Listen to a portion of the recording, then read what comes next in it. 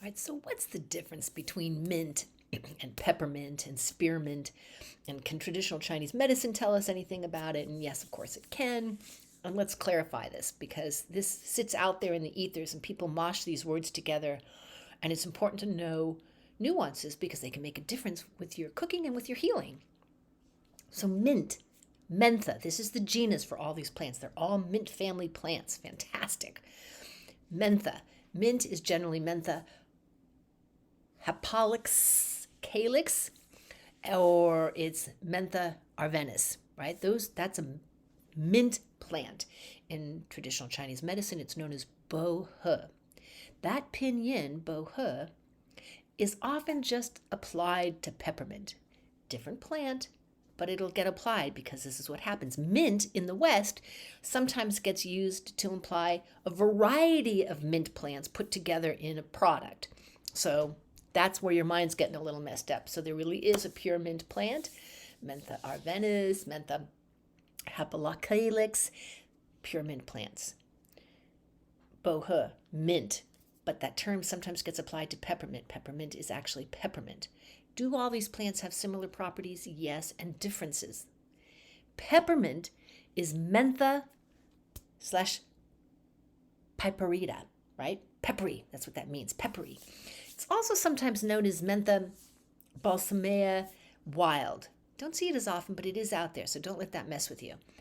It's literally a hybrid of spearmint and water mint, two plants that came together. So peppermint has no seeds. It propagates through its rhizomes underground. And because it's this combination of two peppermint plants, two mint plants, it's loaded with menthol, the key compound in all mint plants. All mint plants have it. Really anti-inflammatory, antimicrobial, just a powerful, does all kinds of antiseptic, helps in all kinds of ways. Check out our website for more information, and definitely our Healing Herb Health session. I'll dive into it much more in that area. But what I want you to know here is that peppermint, of all these mints, is like 40% menthol. Spearmint, on the other hand, is like maybe a 0.5%. See the difference? This is why this flavor profile is different, and mint is kind of in the middle there. Way different. Peppermint and packs a wallop. A lot of times when you'll say mint flavored, what they really mean is peppermint flavored, because peppermint's the one that's got the bang for the buck.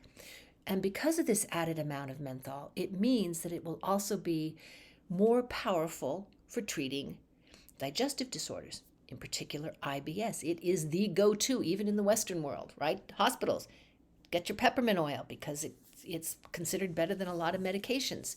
So you may not have to go further than peppermint oil to help with IBS, Crohn's, digestive disorders. Peppermint's popularly used in mints for bad breath and for getting the digestion back in order, right? Also really opens the lungs. So peppermint oil has so many applications.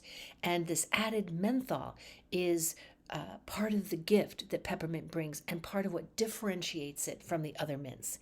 Can they be used interchangeably? Sure, they're all mint.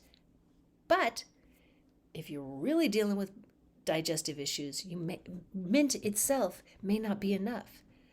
You may need to go all the way to the peppermint, where we know it's going to be really, really helpful, okay? So can they be substituted? Yes. Are they different? Yes. And one of the key big differences is this menthol strength that peppermint carries.